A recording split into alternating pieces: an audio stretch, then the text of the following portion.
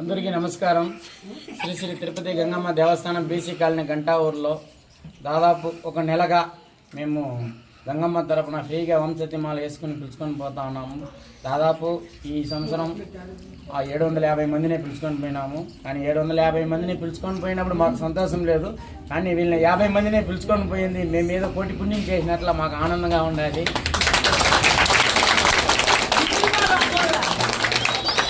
మాకు వీళ్ళు భక్తి చూసి నాకు కూడా చాలా సంతోషం వేస్తుంది.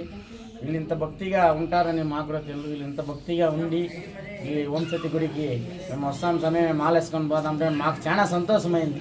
మా గంగమ్మ పిలుచుకొచ్చింది అనుకునేసి వాళ్ళు వచ్చి అడిగిన వెంటనే మేము ఓకే పోనీ చెప్పేసినాము. మాకు చాలా మనసు తృప్తిగా ఉంది.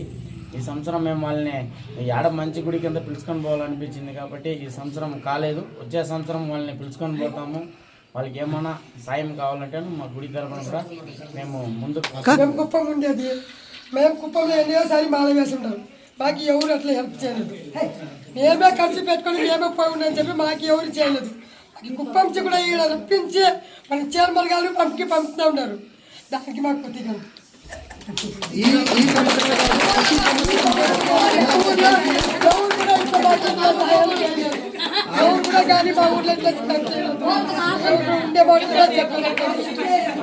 నెల్లుగా కుప్పం నుంచి మాల వేసిండారు. మాకు ఎవరు ఇట్లాంటి సాయం చేయలేదు.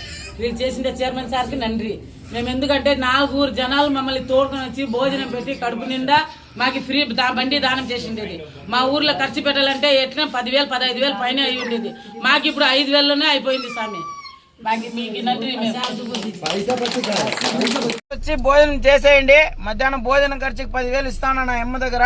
కడుపు నిండుగా అన్నం తినండి. మేము అన్నం దానం వచ్చి అన్నం పెడతామని చెప్పినాము.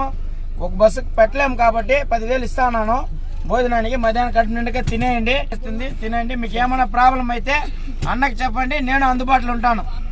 సరేనా?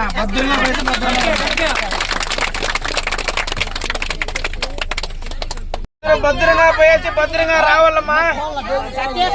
తన గుడి దగ్గరికి వెళ్ళిపోతుంది. 4:30కి వెళ్ళిపోతారు. అందరూ స్నానం చేసి రెడీ అయిపోండి. బాబన్న మీతో వస్తాడు. మీరు అందరూ ఒకే జాగాలో ఉండండి. దర్శనానికి టోకెన్ అన్ని తీసుకొచ్చి అన్న ఇస్తాడు.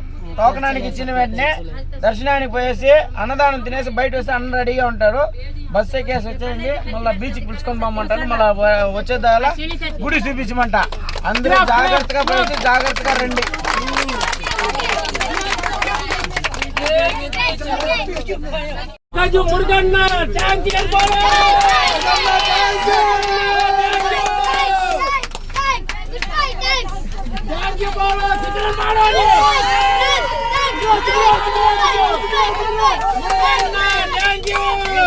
Thank you.